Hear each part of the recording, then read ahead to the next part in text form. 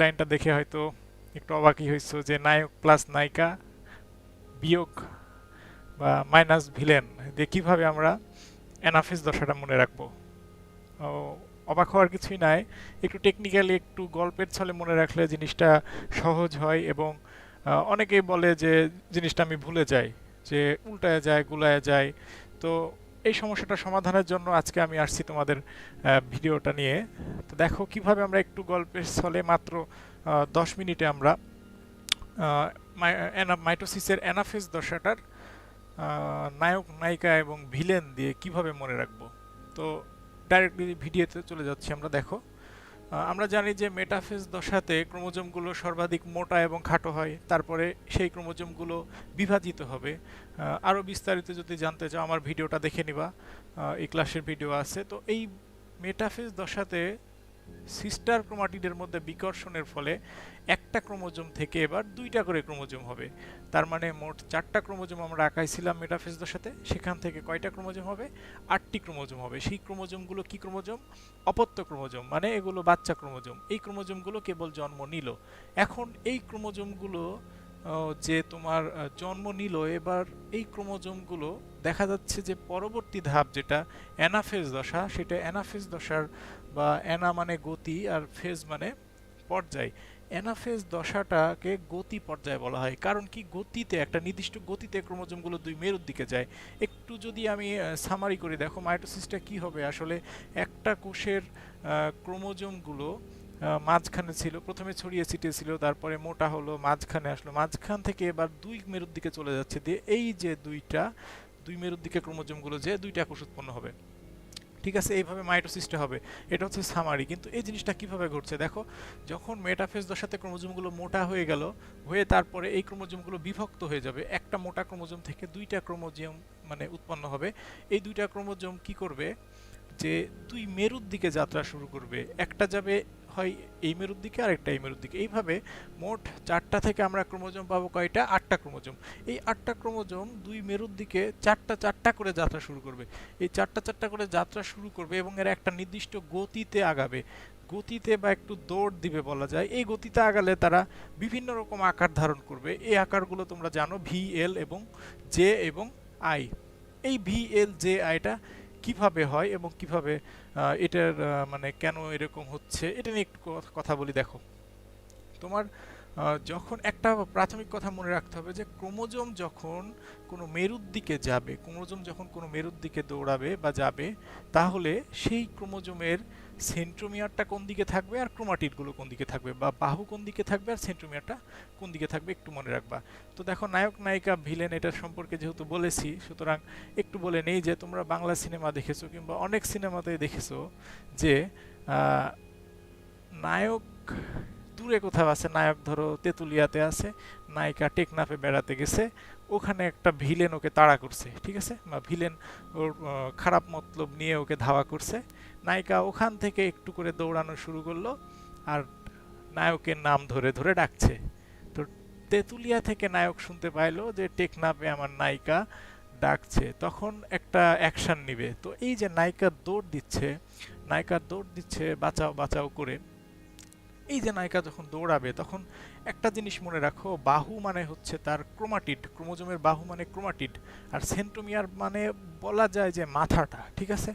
এখন কোনো মানুষ যদি দৌড়ায় বা কোনো নায়িকা যদি দৌড়ায়, দেখবা যে মাথাটা একটু সামনের দিকে হেলে যাবে, হেলে দৌড়াবে, তখন সামনের তুলনায় হাতগুলো তার একটু পেছনে, মানে তুলনায় যদি চিন্তা করো দৌড়ানোর সময় একটু হাললে একটু হাতগুলো পেছনের দিকে। তার মানে কি, যে সেন্ট্রোমিয়ার ক্রোমোজোমও যখন দৌড়াবে তার মাথাটা থাকবে সামনের দিকে, আর যে বাহুগুলো, এই বাহু দুইটা থাকবে পেছনের দিকে।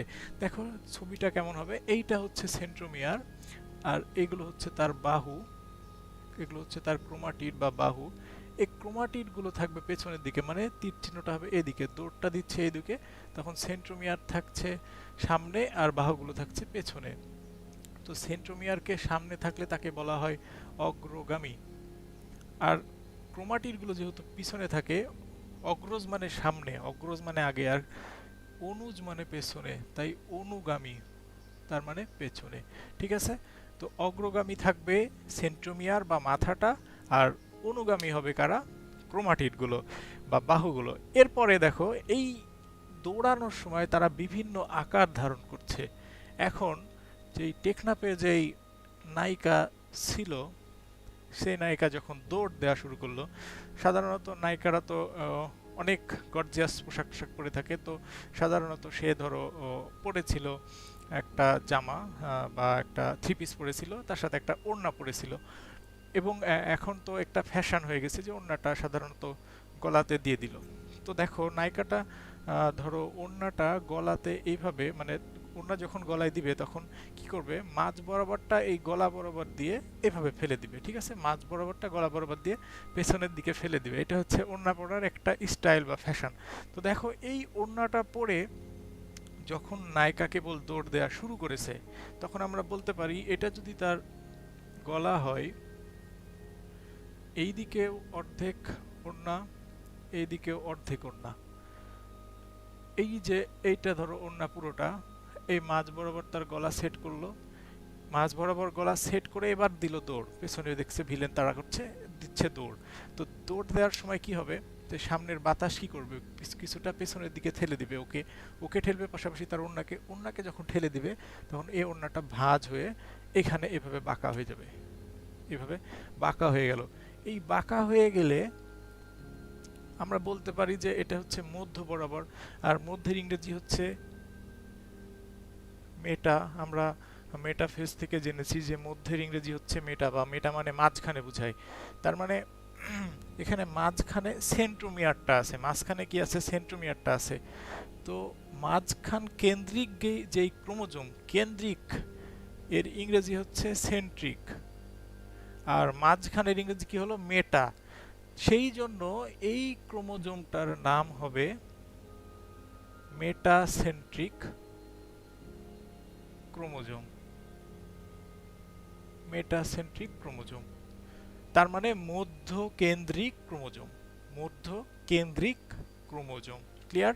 তো দেখো নায়িকা যখন দৌড়ানো শুরু করলো তখন তার ওড়নাটা মাঝখানে এইভাবে সমানভাবে দুই ভাগে বিভক্ত হয়ে পেছনের দিকে উঠছে।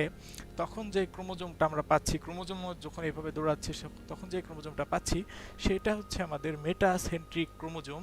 যেইটাকে যদি আমি একটু উল্টায় দিই, দেখো এটা দেখতে কিন্তু ভি এর মতো দেখায়, ভি এর মতো দেখায়, তাই মেটাসেন্ট্রিক ক্রোমোজোমটা দেখতে ভি এর মতো। এখন নায়িকা দৌড়াচ্ছে আর নায়কের নাম ধরে ডাকছে।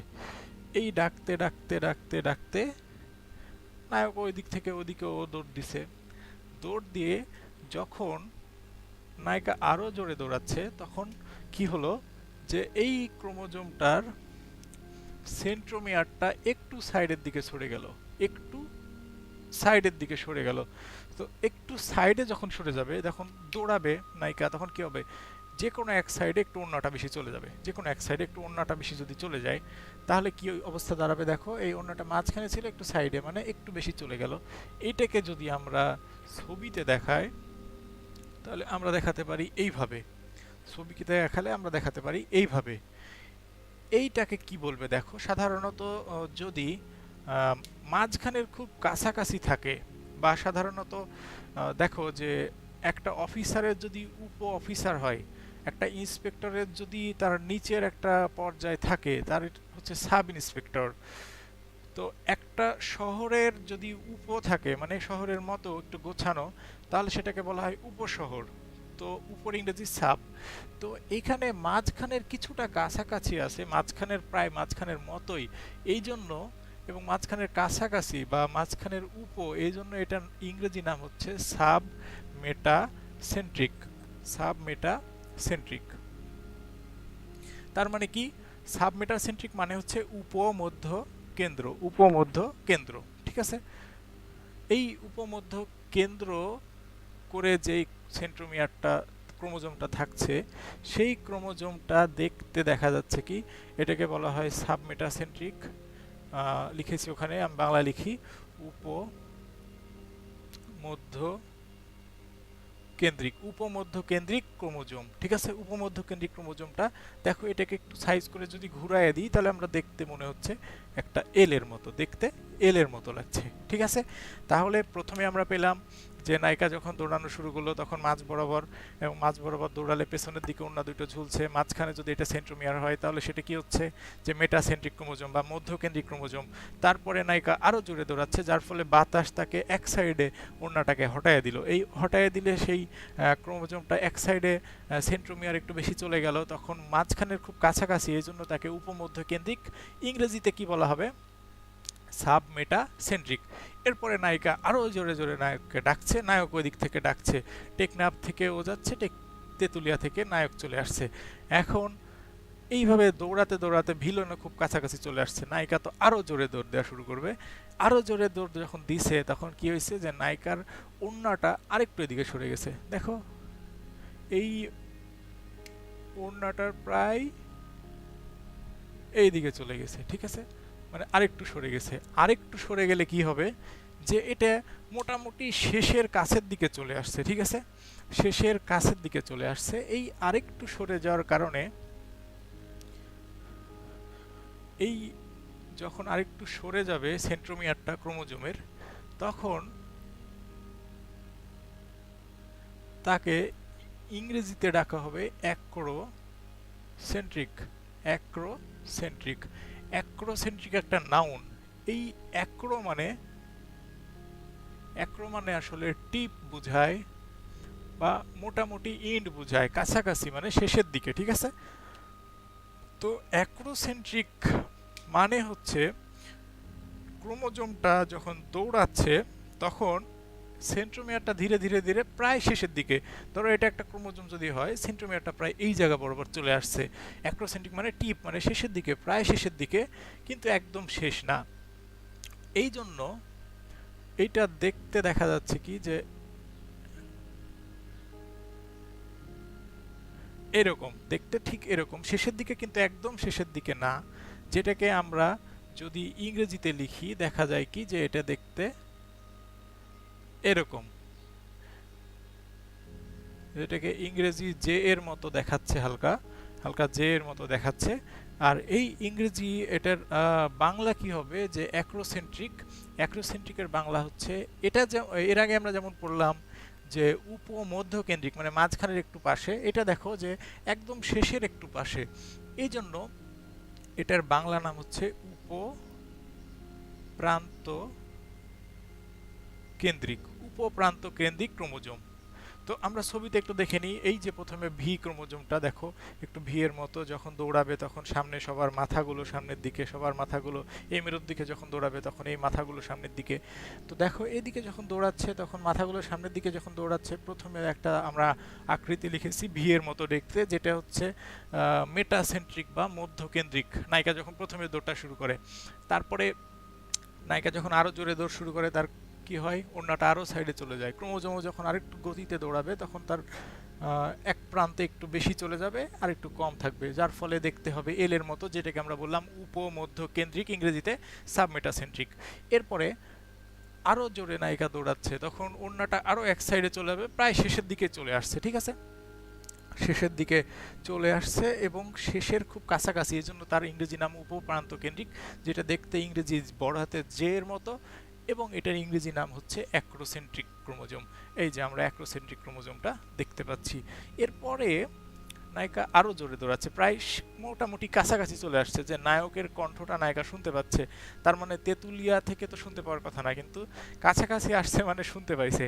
এখন নায়িকাটা যখন আরো জোরে দৌড়াচ্ছে তখন এই একদম ওড়নাটা একদমই প্রান্তে, বলা যায় একদমই প্রান্তে চলে গেছে, একদমই প্রান্তে। প্রান্ত বা শেষ বা অন্ত, এটার ইংরেজি আমরা এর আগের ক্লাসে জেনেছি যে এটার ইংরেজি হচ্ছে টেলো। টেলো মানে প্রান্ত বা অন্ত বা শেষ বুঝায়। আর যেহেতু সেন্ট্রোমিয়ার বা হচ্ছে কেন্দ্র করে আছে, তাই তার নাম হবে টেলো সেন্ট্রিক। টেলো সেন্ট্রিকটা কেমন হবে, ঠিক এরকম, ঠিক আছে। টেলো সেন্ট্রিকের ইংরেজি নাম কি হবে, প্রান্ত কেন্দ্রিক। এটা দেখতে কি হবে, ইংরেজি আই অক্ষরের মতো। তাহলে নায়িকাটা যখন আরো দৌড়াচ্ছে তখন কি হচ্ছে, যে একদম শেষের দিকে ওড়নাটা চলে আসলো এবং সে সামনে দেখছে যে নায়ক।